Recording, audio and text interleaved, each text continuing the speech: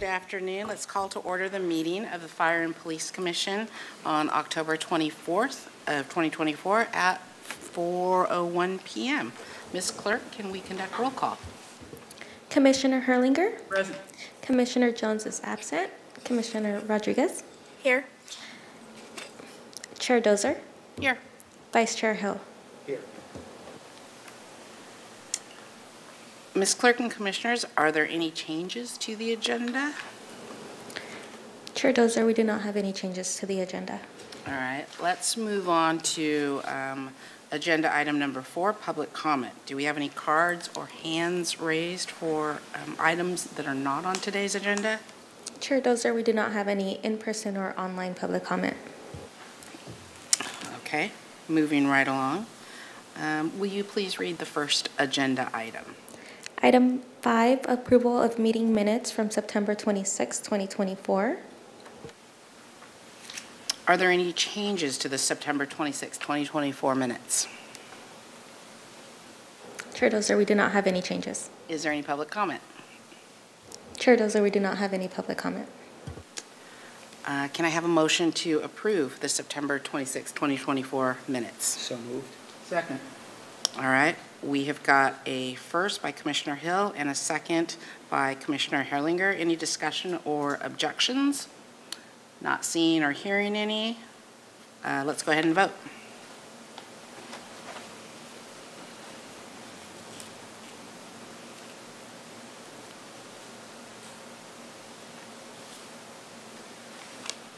Motion passes.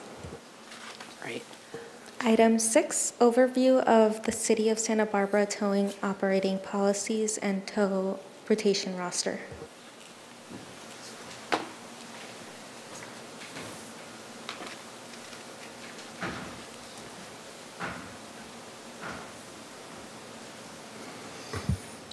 Afternoon, Commission. I'm honored here today to make a presentation on a kind of description of our tow rotation list, our tow policies, things that where this commission has purview or input on. And I asked that Chief Males actually start timing me to see how long I take on my presentation. Inside joke. So here are the topics we're going to go over in today's presentation. First, I want to kind of give an explanation of the Santa Barbara Police Department tow rotation list, what that is, what that entails briefly, and how the commission is involved in this process. So that's item number 1. The second big item for the commission to be aware of is how the commission is involved in setting rates. In what circumstances does the commission set tow rates that apply throughout the city of Santa Barbara? And then finally, I'm going to be kind of discussing Chapter 530 in our municipal code, and that talks about kind of 2 areas that involve the commission. Approving authority, meaning approving permits, permit applications, and then if there is any suspension or removal of a permit, the commission is an appeal body and what their role is under that. This is an information item only, so there's no vote needed for this item. There will be things that we'll bring forth to the commission, as I'll describe in the upcoming months. That's done from this, but today's item is just to kind of give you familiarity with everything and keep some ideas kind of in the back of your head. So we'll first start off with the tow rotation list. It's basically, I would look at it as an MOU. It's a living document. The last time it's been updated was 2013. And it's a document that contains rules and regulations that authorizes a tow company to be on a list.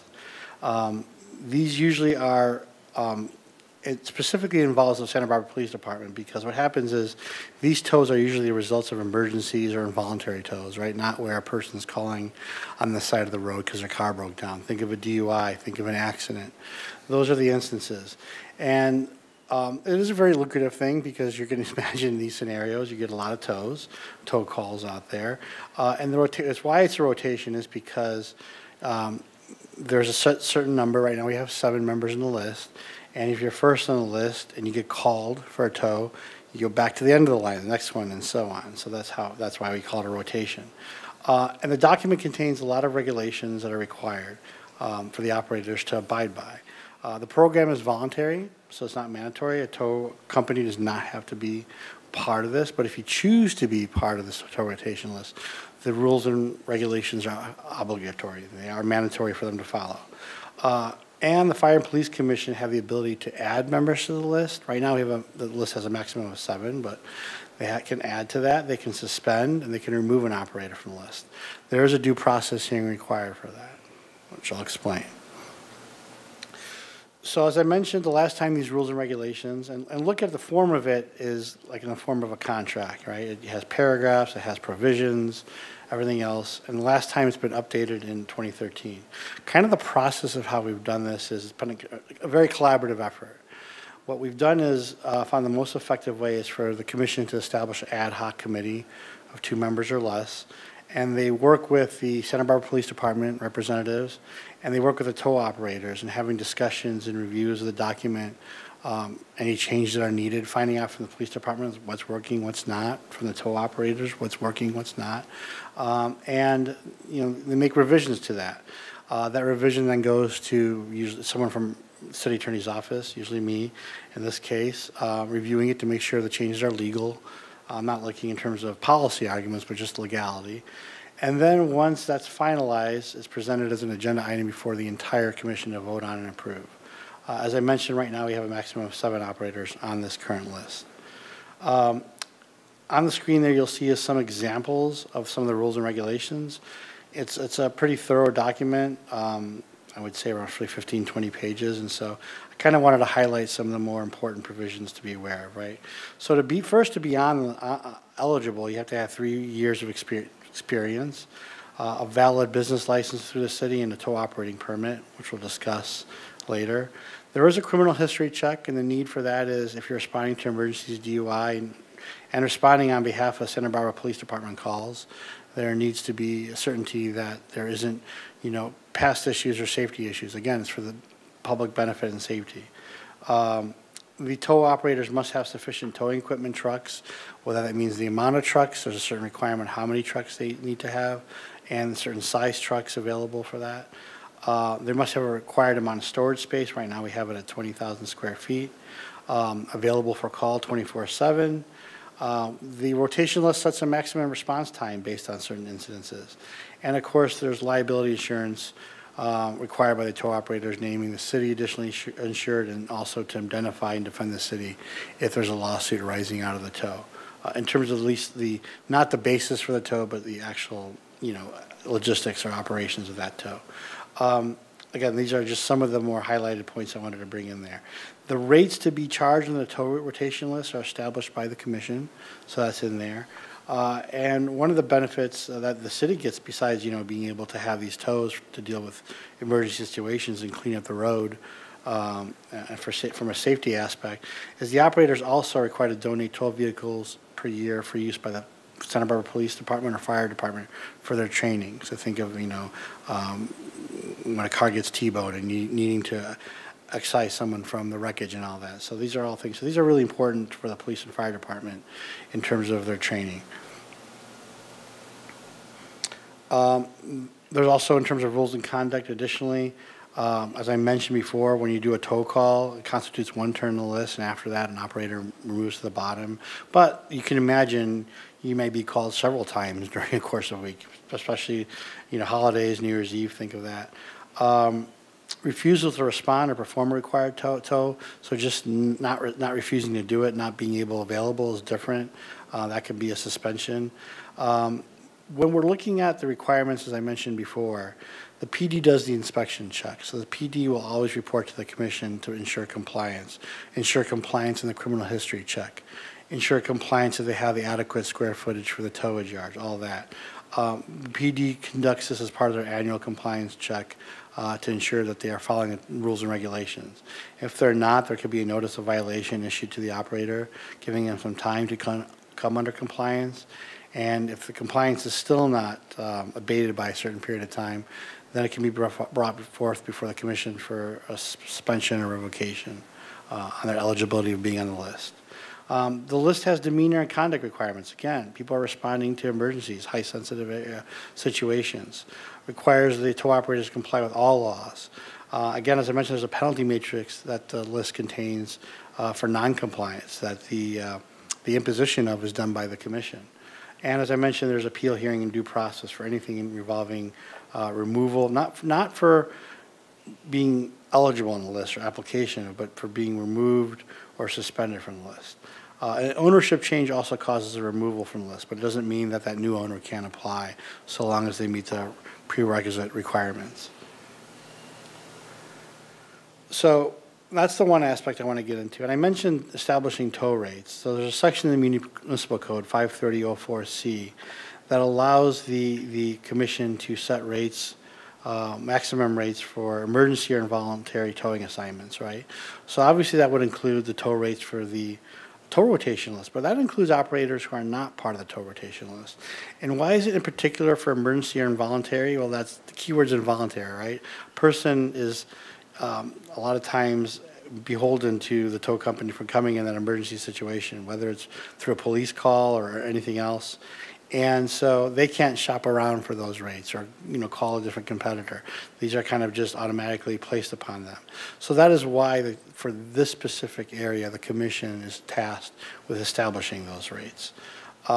In doing so, when we establish these rates, and the last time we did so, you can see at the end was May of 2021, the PD consults with the operators, reviews comparative rates for other agencies around the area, other counties, and then the PD makes a recommendation to the Fire and Police Commission. At a full hearing and at an agendized item, the commission then reviews the rates and can approve it or lower the rate or increase it. When we do that, I do ask the commission that they make a finding as to the reason why. And then finally, I want to discuss Chapter 530. So this is aside from rates and the operation list. There's a lot of, that entire chapter talks about the towing policies or towing laws as applies to the city of Santa Barbara. And when you see that, the purview of all that in terms of is under the Fire and Police Commission. So there's a process to get a tow operating permit. So again, this is separate from the tow rotation list. You need that to apply for it, to be eligible. And there's an application process that's reviewed extensively by the Santa Barbara Police Department. But at the end of that application process, it's up to the commission to approve the application and brought forth at an agendized item. The commission can also impose conditions on that permit. They should be reasonable, and they really need to be related to the safety and welfare of the public when we do so. The applicants must file as part of this maximum rates and charges for each service. So we're not setting the rates. As I mentioned before, these aren't emergency or involuntary tows, but they must at least post and let the commission know what their rates are. And any changes from those rates also must be before the commission. And then finally, any action taken by the commission that will invoke due process, a property right, a denial of an application for a permit, a suspension, a revocation, that is appealable. The commission would hear that matter, and if, let's say, the suspension was still upheld, that appeal would go to city council, and if city council would uphold such an appeal, then a person has the right to call what's a writ within 90 days to file in the court. And I just gave some examples of some of the grounds for a suspension or revocation. A lot of it has to do with honesty or crimes of moral turpitude, but theft, embezzlement, fraud, or any other operational violations of Chapter 530. I think there's like 15 or 16 situations or examples where the municipal code provides grounds for suspension or revocation. And with that, I'm available for any questions for the commission.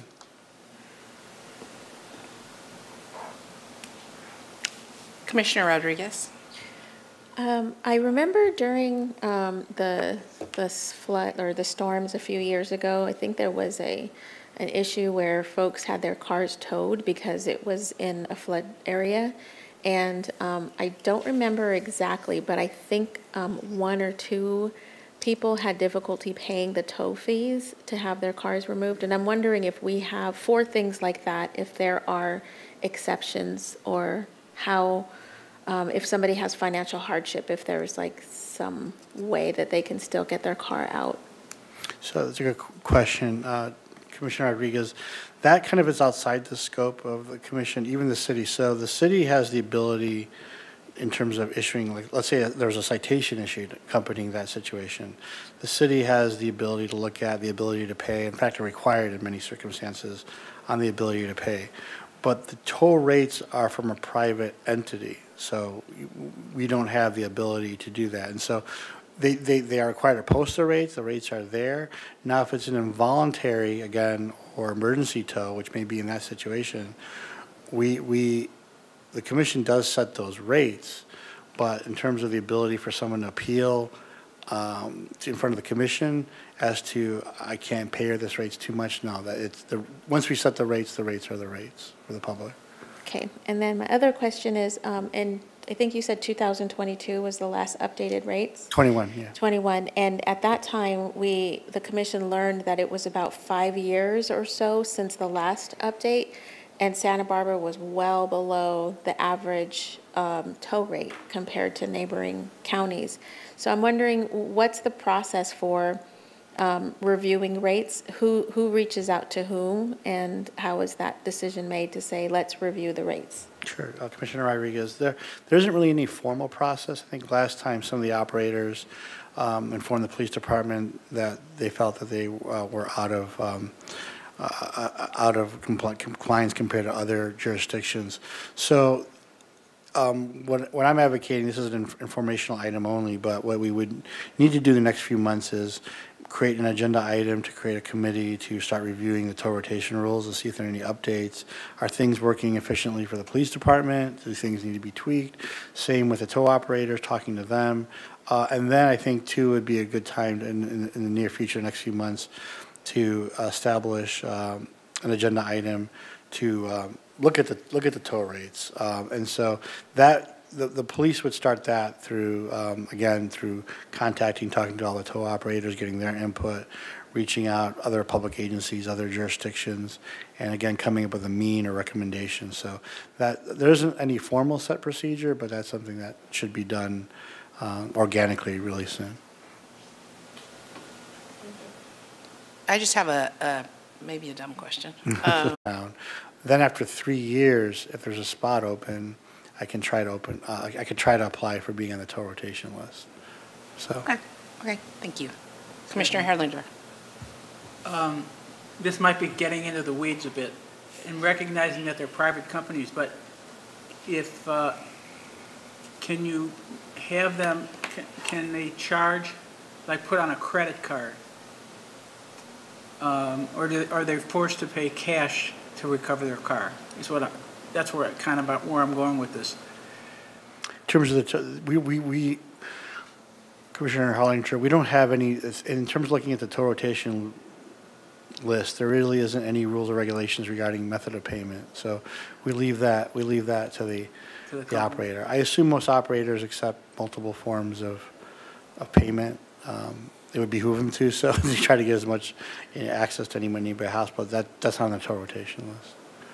Okay, but I'm just thinking, based on Commissioner Rodriguez's, if somebody couldn't immediately pay to get their car back, they'd have the ability to finance it at least. True, but the issue is that, again, that's between two private entities. Yeah, that's what. Okay. And that's why the city wouldn't get involved in such a thing on that. All right, is there any public comment on this item? Chair Dozer, we do not have any in-person or online public comment. Okay, moving on to item 7. Item 7, Santa Barbara Fire Department Incident Reporting Data.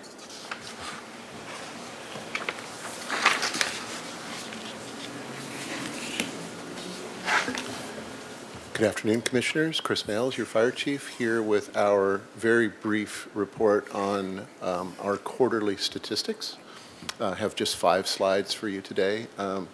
Before we begin, it's been a fairly normal summer in Santa Barbara. It's been a fairly normal summer throughout California with about average to just a little bit below average number of acres of vegetation burned.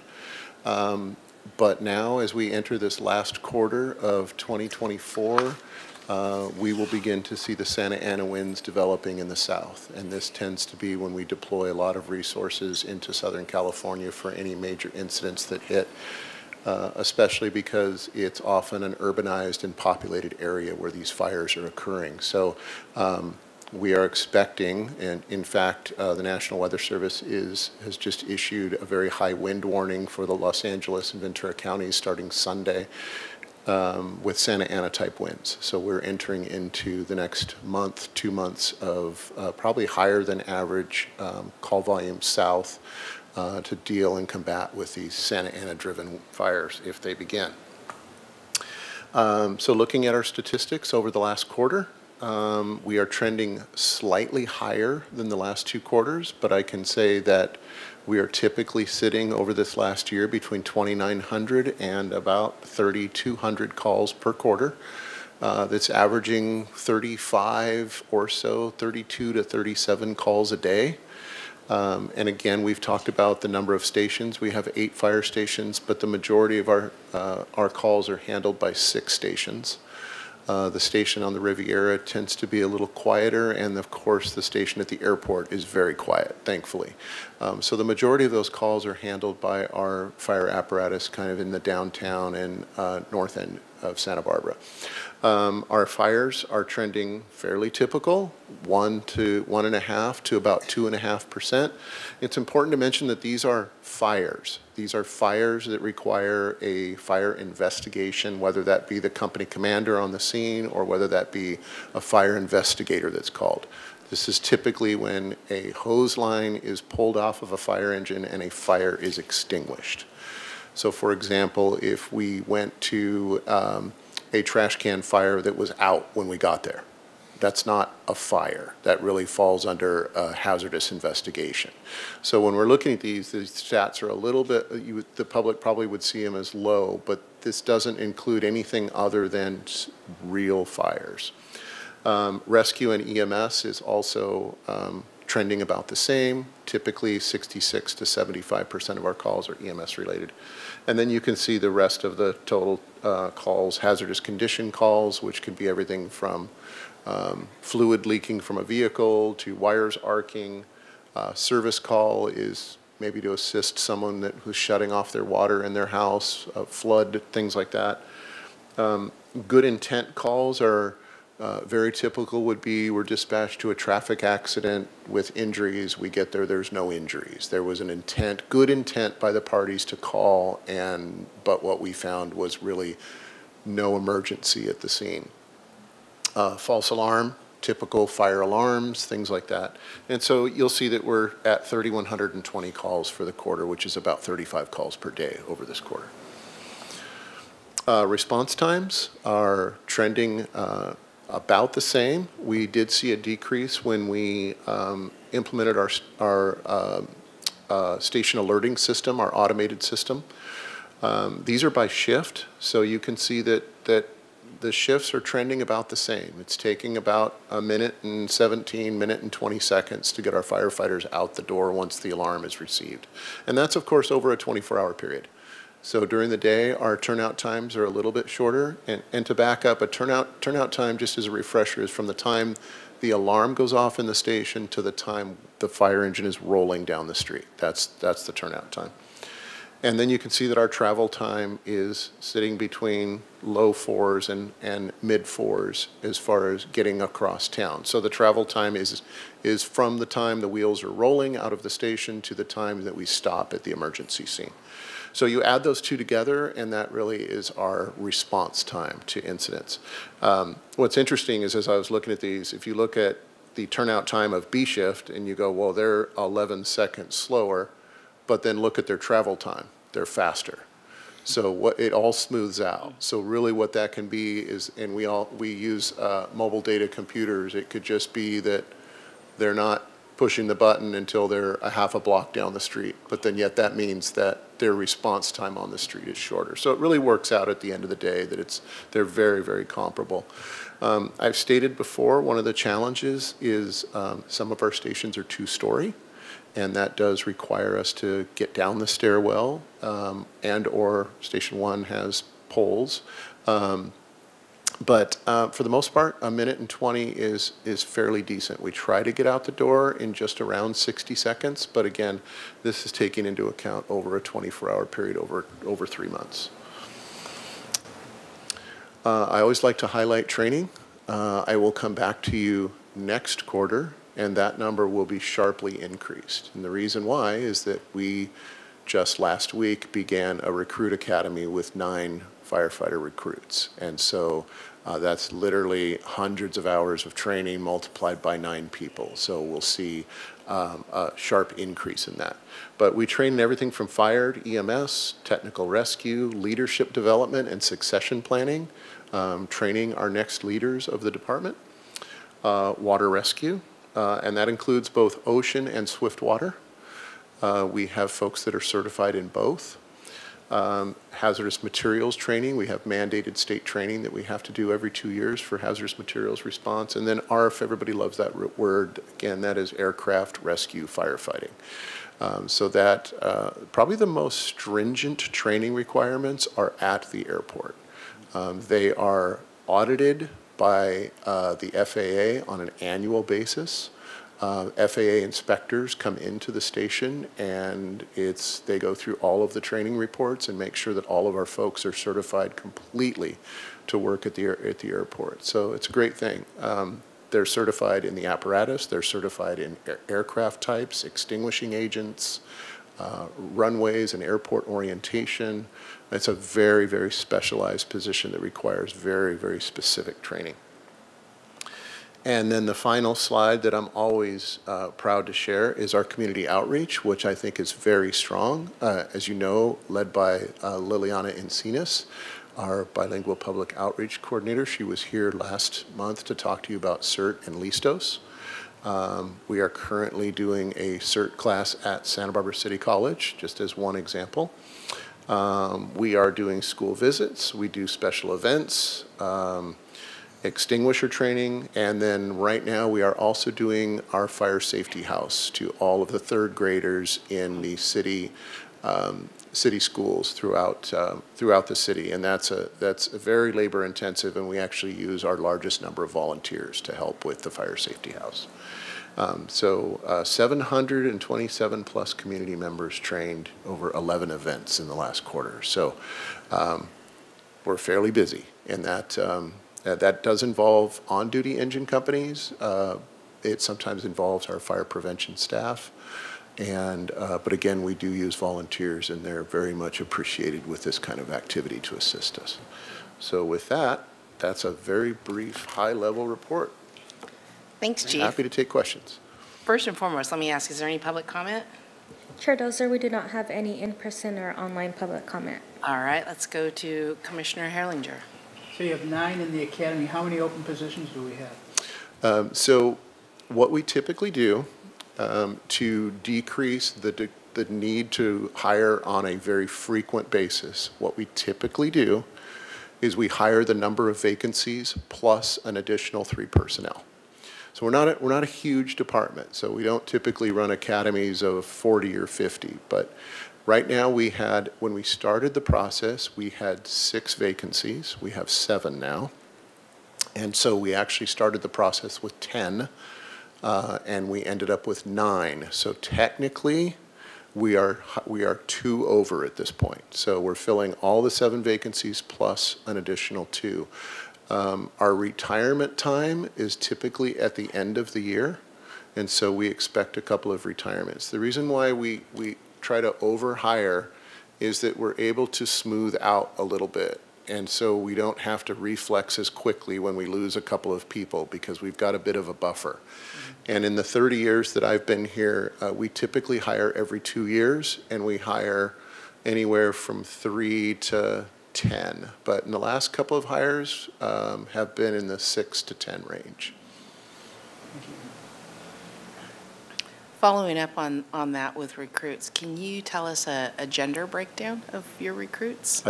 You said gender breakdown? Yeah, Yes. I heard agenda, and then I went, wait a minute, agenda breakdown. Okay, gender breakdown. We have 7 males and 2 females. Great, thank you.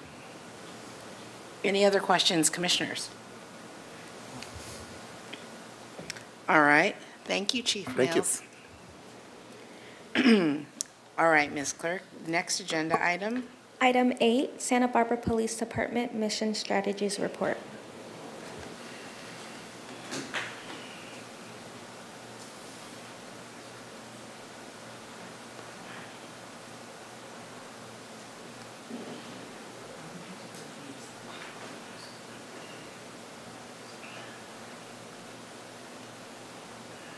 There we go. Good afternoon, Commissioners. Charlie Katsapis, Commander at Santa Barbara Police Department and Community Accountability, and I'm here with Assistant Chief Arroyo today to present two report outs. The first being our quarterly report on mission strategy. So this will be for Q3 of 2024. That'd be July through September. And I know we've reviewed this before, but for anybody who might be chiming in or listening in today on today's meeting, mission strategies, we established this as both our quantitative and qualitative metrics that we use to look at our performance internally as an organization. We've broke it down into these 4 quadrants. So the first quadrant being reducing harm, the second quadrant being relationship building and quality of life, third, felt presence, and the fourth, service. So we'll start here at the top left, and we'll talk first about our productivity in the reducing harm category. So the first thing we wanted to point out is that when it comes to arrest, in Q3 of 2024, we had a 2% decrease in misdemeanor arrests. Really, we went from 314 to 307, so a very small difference there. In felony arrests, we had a 19% increase, and this is comparing Q3 of 23 to 24. The on-view activity was up 34%. Again, we track 2 types of activity. Radio calls for service are one type, and then on view, these are activity where our officers go out and proactively produce calls for service, contacting individuals, doing premise checks, things of that nature. So we wanted to see that number up because that number shows us that our officers are being proactive on their free time to go out and make contacts as well. The next category there would be Narcan deployment. So Narcan is an amazing drug that's used to reverse the effects of an opiate overdose. All of our officers deploy with this. We have for a few years now. And when I look at that 21 Narcan deployments, to me that is potentially 21 lives saved. And so our officers, along with fire and EMS, all carry Narcan, and we deploy it on a pretty regular basis, so definitely reducing harm. The next category would be relationship building and quality of life. First thing we want to show there is we have 358 co-response calls for service. We've really highlighted that program a lot. We're very proud of it. So this is our officer paired with a clinician from behavioral wellness. They've done 168 mental health follow-ups during the quarter. That is a category that collects, this is where they're going out and proactively doing community contacts with individuals who are experiencing or have experienced mental health crisis in the recent past. And this is an effort on our behalf to help mitigate issues on the front end instead of dealing with them when a crisis is occurring. So we're seeing an increase in that, and that's what we want to see. One more thing on the co-response, we've been talking about how we have 7-day-a-week coverage for a few meetings now. But one thing that's changed recently in this quarter is that we've actually now have a second clinician. So we had 1 clinician and 2 officers for 7-day-a-week coverage. We now have 2 clinicians, so we have a clinician available every day of the week at the Santa Barbara Police Department. So that's a big win for us. And again, that's in partnership with behavioral wellness. 20 presentations, engagements, or outreach within the community. And this is a big change here, 116% increase in parking citations. And that's attributed to a few things. Number one, mainly staffing. So our staffing for parking enforcement right now is really high. In fact, we're pretty much fully staffed there. Also, believe it or not, we get a ton of community concern complaints regarding parking throughout the city. Depending on where you're at, parking can be a challenge, and this can be a community concern that comes up frequently. This is our proactive effort to try to go out and mitigate some of that issue along with staffing. So big increase there. Moving on to felt presence, you see a 90% increase in focus area directed patrols. This is our department's, this was a big priority for us over the past year, which is basically having our officers go out and do proactive directed patrols in areas that community concern has come out of. So if an individual is saying, hey, I'm seeing an increase in a certain type of behavior in an area, we will then assign officers to go out there proactively to direct patrol those areas to have a positive impact. We've also made a big effort over the past quarter to, actually a few quarters, to have our officers put that stuff out over the radio so we can produce better data to share with both you and the community about the activity that we're doing. That 915 VIP hours, that's our volunteers in policing, really important group that comes out on volunteer time. You see them at the farmer's market, you'll see them downtown on the waterfront, Lower East Side, but that's 915 hours is a pretty big deal for those guys. So, last category here would be service. The first metric you see there, that's our response time. So we've talked a little bit about that. So priority 1 and 2, one's life at risk emergencies. Priority 2 is in progress calls where there can be injury perhaps or that need immediate response. And then 3 and 4, these would be some of our colder calls or report type calls that don't require an immediate response always. And so priority 1, you can see that we've met our goal. So 5.5 minutes with the 7-minute overall goal. Priority 2, that's gone down actually from the last quarter. So we're at 13.6 there, meeting that goal, which is 14.5 for us. Priority 3 and 4, we're slightly over. And so if you look at the next 2 metrics there, our calls for service were up during the quarter, so we're handling more volume. Also, priority 1 calls were up during that quarter by 11%. So anytime a priority 1 call comes in, we have to drop everything to respond to that. And oftentimes what that equates to is some of these other calls, your 3s and 4s and 5s and 6s, priority-wise, pending a little bit longer. So this could be what we can attribute perhaps to the slight increase we see there in response times in the later categories. But that's a summary of our report out for mission strategies for quarter 3, and we're happy to take any questions. Thank you. Okay, again, first of all, do we have any public comment? Chair Dozer, we do not have any in-person or online public comments. Thank you. Commissioners, Commissioner Herlinger. So parking enforcement, how is it, is that staffed 7 days a week, 24 hours? How is that staffed? Yeah, that's at one point in time, it wasn't 7 days a week, but now it is. So we have full staffing now that can provide for 7-day-a-week coverage. They typically work daytime hours. That's actually when most of the parking enforcement zone sections are applicable, so typically daytime business hours. But we have, for a variety of reasons, expanded that into evening hours for community concern issues that might come up in different areas throughout the city. So do sworn officers issue parking enforcement also, or is it just people, just the staffing for the parking enforcement people? Yeah, it's a good question, Commissioner. So a few people can write citations, parking citations. Our parking enforcement is the main producer of parking citations for our agency. But secondarily, officers can definitely write citations for parking as well. And then now, our volunteers in policing can also write certain sections when they're out doing patrols also. And then 915 hours for the quarter. So how many individuals does that represent? Approximately. I think that's, at the moment, is about 13 VIPs. Yeah. Thank you. Commissioner Hill. On the focus area, how is that focus handled? Is that patrol cars, bicycles, foot traffic? How does it break down? Yes, Commissioners.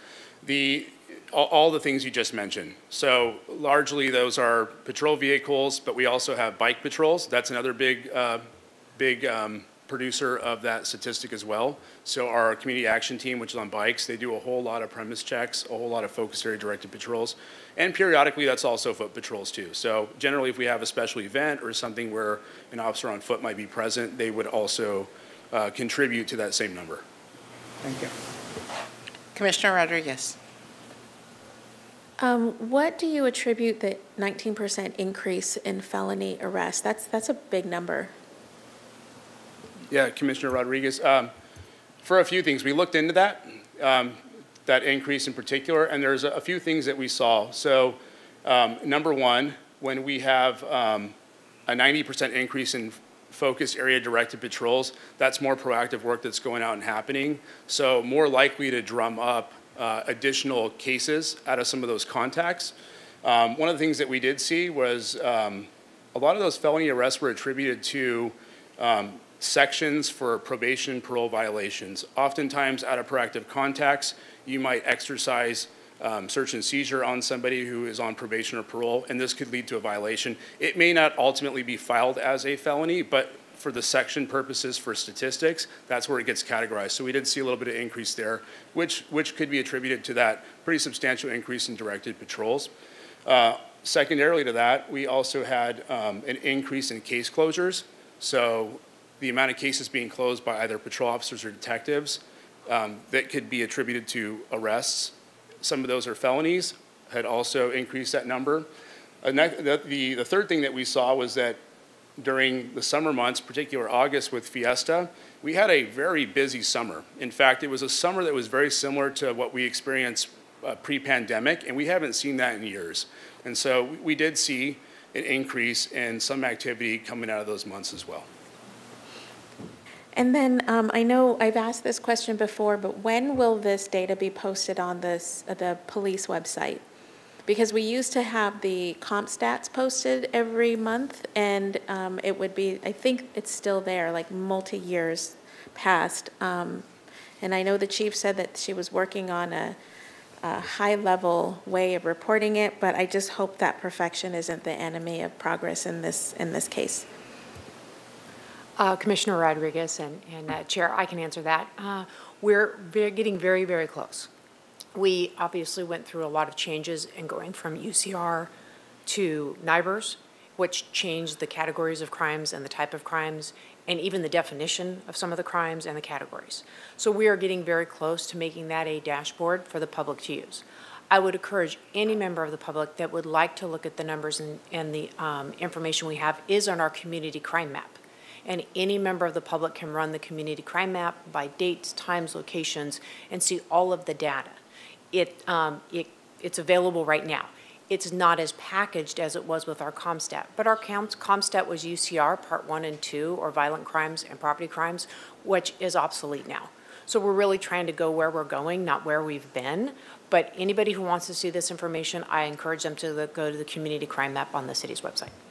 I think even this PowerPoint, this screen right here is, it tells a story. So even this, without having to do all the technical stuff, just this sheet on your site would be really helpful. Thank you, Commissioner. I will pass that on to the chief. I just have a quick follow-up question to Commissioner Rodriguez's question on the 19% increase in the felony arrests. And I don't know if this is the time when you guys would be able to tell us, or if it would be perhaps another meeting. Can you tell us if that was property crimes or crimes against people? So looking at the numbers for this quarter, it's a combination of the two. So when I talked a little bit about the arrest for probation parole violation, that is not necessarily categorized historically as property versus violent crime. Another area that we saw too would be drug arrests. So possession for sales would be a felony, things of that nature. Oftentimes those come out of these directed patrols too. But the one category I think that we did see a little bit of an increase during that summer month period that I was talking about were some of the assaults. So that would be crime against person, I guess, using old UCR data reporting metrics. Thank you. All right, don't go anywhere. Moving on to item number 9. Back to you. Item 9, quarterly reports on complaints of police misconduct.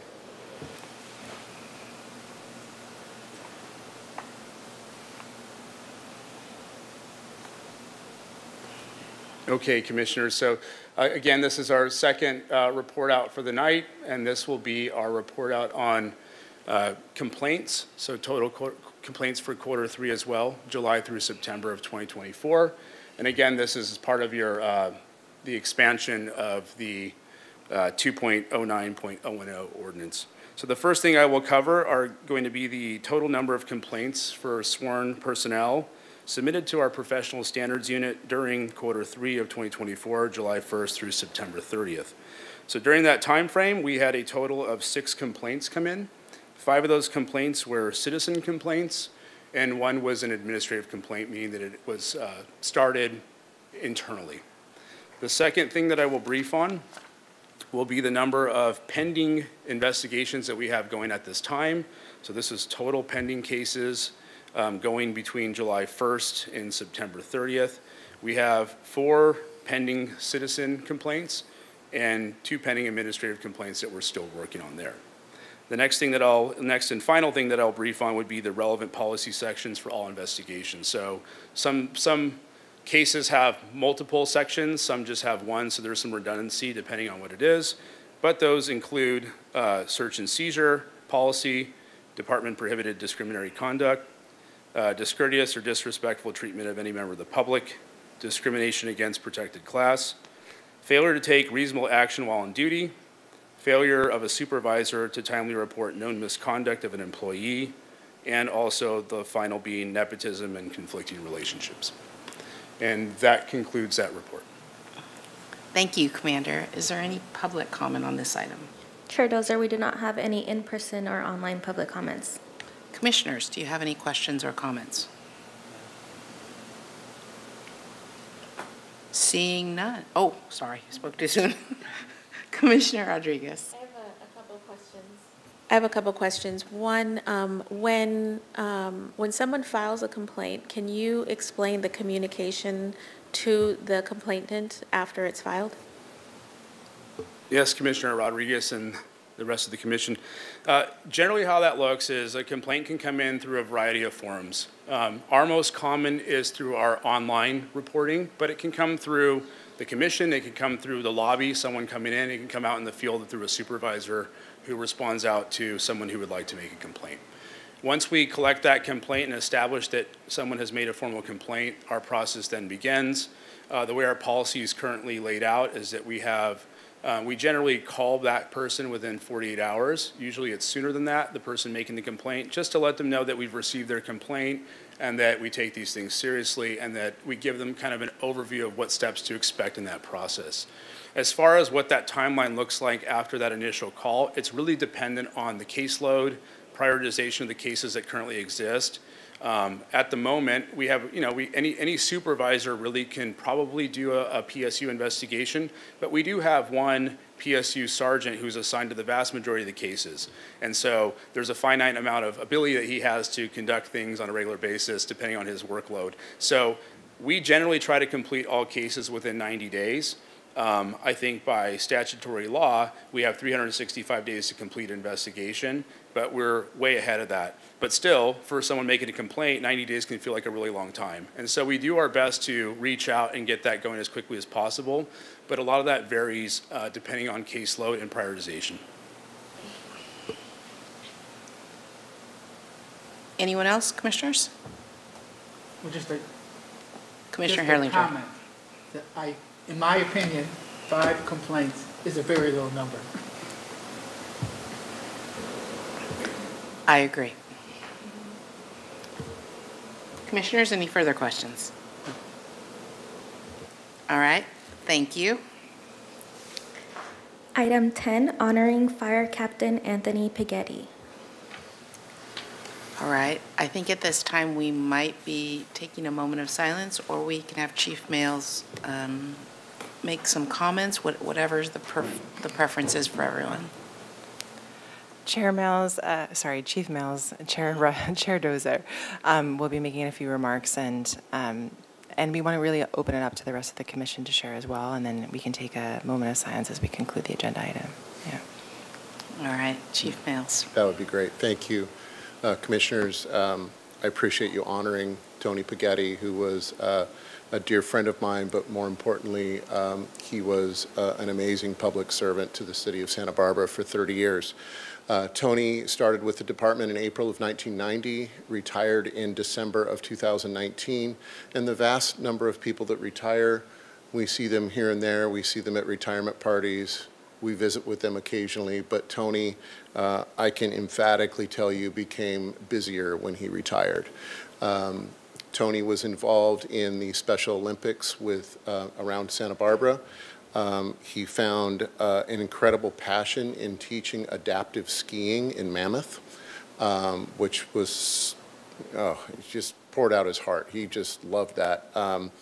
And most importantly, he became an employee of the Santa Barbara County Fire Chiefs Association. That's all of the fire chiefs in the county. We have a 501c3.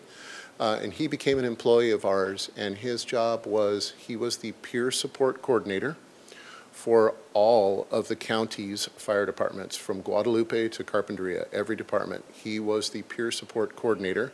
Within each department, I'll just use Santa Barbara as an example, we have a lead peer support person, and we have about 10 people that are specifically trained in peer support.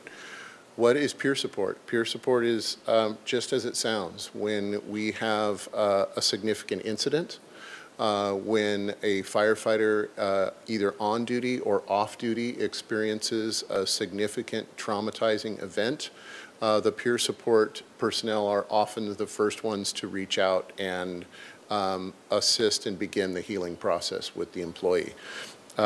We have about 75 peer support people in the county, and Tony was managing all of them. So he was very, very busy and did a phenomenal job. It was truly his passion. The 5 years before he retired, he and I were in the training division together, and it was during this time that he said, hey, I've been seeing this across the country, and I think it's really interesting. Well, he went from, I've been seeing this, it's really interesting, to creating what really became a model program for the entire state. And I can tell you that in my travels to conferences, and of course you're wearing your name tag, people go, hey, you're from Santa Barbara, you guys have that peer support program. It's incredibly successful because of the high level of trust that Tony had for all of the caregivers, and the trust that we had in Tony as fire chiefs. I would, just as an example, hear of someone having a bad day, and I could make a call to Tony and say, Tony, can you have somebody check in on so-and-so? And that would be the last that I would be involved. And I would know that something was going to be handled expertly and with love and care. And so Tony passing away on October 9th has been an incredible hole. However, what was most amazing to me was by noon, so we found Tony the morning of October 9th, and by noon we had 35 peer support people at Fire Station 1 and 4 clinicians. And they reached out to all of the fire departments in the county, but especially the city fire department, and we caught all of the shifts, and peer support people went to every fire station on every shift to check in on our people. Tony had that much impact on us. So he's gone way too soon, but we're so thankful for what he's done. Before we conclude, I actually have a little surprise. I wanted you guys to see somebody. This is Donuts. This is Tony's therapy dog. Tony had her for a number of years. Hello, sweet girl. Hi, baby. Tony had her for a number of years, and he brought her everywhere. She is a certified therapy dog, peer support dog. She is allowed in fire stations. She's allowed in city buildings. Just by happenstance, when I was with Tony's wife last Wednesday morning, I'm kind of the fun uncle or the funkle. Tony's wife said, well, can you just take her for a couple days? Because anyway, a couple days has turned into probably a couple of weeks, but when things calm down at the Spaghetti family, she'll go back to the Spaghettis. And yes, sweet girl. Hi. So she is super comfortable at our house and with our family, so we're just babysitting for a little bit. But I wanted to make sure that you saw her, because what I've told every person that I've met with her is I said, I can't bring Tony back, but I can sure bring Donuts to visit. And so she's very enamored with you guys, by the way. So she's very well trained. It's amazing to watch her. Her forte is she can sense stress, anxiety, and any hardship that's coming from people emotionally. I'll let her go, Mary Linda. You can have her. Okay, you're back. Hi. Hi. She will go into a room and make physical contact with every person in the room, as long as they want her. If she senses that somebody's not a dog person, she just goes right past. I do too. But she, and as Tony shared, he said the most stressed person in the room, she would find that person and sit with them. She's an absolute sweetheart, and it's actually been really good for me to share Donuts a little bit, because it really helps me to share the impact that Tony had on all of us. So she will go see every single one of you. So with that, I thank you for honoring Tony. I know he would be laughing right now as Donuts has free reign of the dais. But she's a special dog. So like I said, she'll go back to the Spaghetti family. I'm guessing that Dre will get the training that's required to keep her as a peer support dog. She's only 6 years old, so she's got plenty of time to care for our folks. She literally changes the feeling in the room in a second. It's pretty amazing. So I've taken her a few places, and it's been quite fun. So with that, I thank you for your time. Thank you for honoring Tony. Like I said, he was a true servant through and through to Santa Barbara and beyond. Again, I marveled with the fact that when he retired, he continued the caregiving in different ways, whether it was, like I said, through Special Olympics or through peer support. So anyway, thank you. Thank you, Chief Mills. Thank you, Donuts. Commissioners, does anyone want to share any thoughts? I will start off by saying I went to high school with Tony. So, great guy. Anyone else? I did not know him, but the presentation you just made really gave me a warm feeling for the man. Thank you. Thank you. Yeah, he did amazing work. I attended the memorial on Sunday for him, and it was Sunday? It was so beautiful and touching, and the bagpipes walking down the hill was like, oh, gosh. But it's a big loss for him to be gone, and I'm just so happy that we have the peer support programs that he started here and broadened out throughout Santa Barbara County, and his legacy will live on. Well, thank you. Yeah. All right, I think we should just respect maybe a moment of silence in memory of Tony.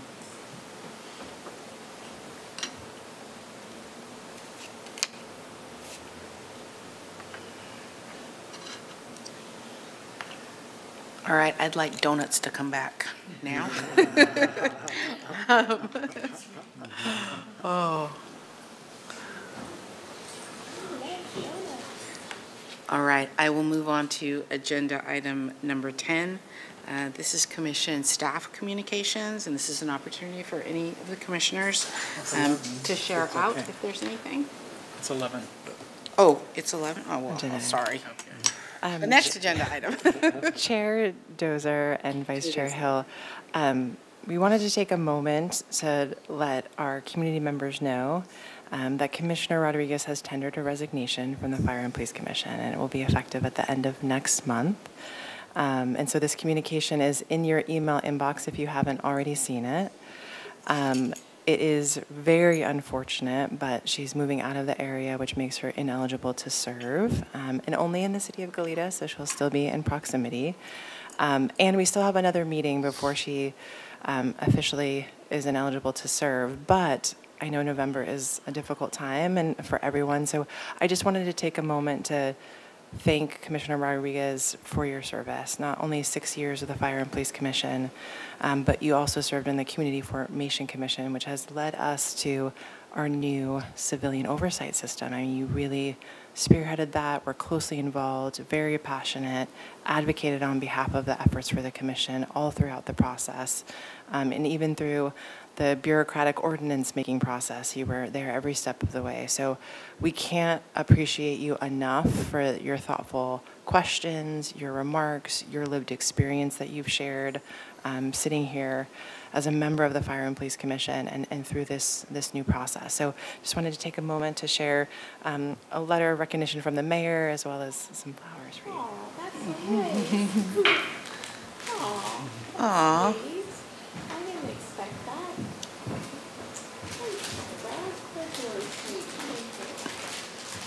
Very well deserved. I know the interviews for the commission ended, last week, or is it this Tuesday? Yes. And I was really disappointed to see that there were only 3 applicants, because this is really a a commission that helps you get to know the city operations and the most important departments that we have in our city. I personally have learned so much, not just like there is the bureaucratic how the city runs, but also checking my own biases. When I walked into this commission 6 years ago, I had a very strong belief of what I thought fire and police personnel were and how they service the community, and that has completely changed. And I'm proud that I live in a city where I truly feel like all of our community members of socioeconomic background, personal racial identities honestly are served and protected equally. When I was growing up, I grew up being told to be afraid of anybody in uniform and not to share any personal information because it'll come back to you in a bad way. And it was my drive. That was my main reason for serving on the commission, was so that little girls didn't have to be afraid to call when they needed police or fire.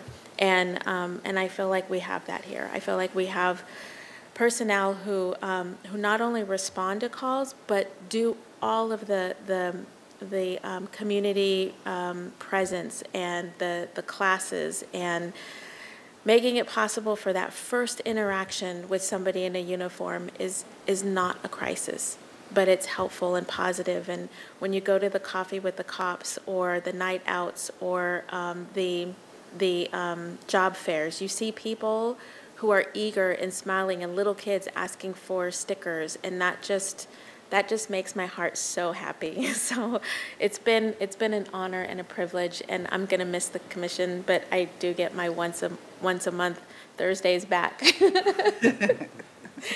Thank you. Wow. That was a surprise for me. All right, if there's no other comment here and no objections, we can bring this to an end. And we are adjourning this meeting at 5:04 on October the 24th.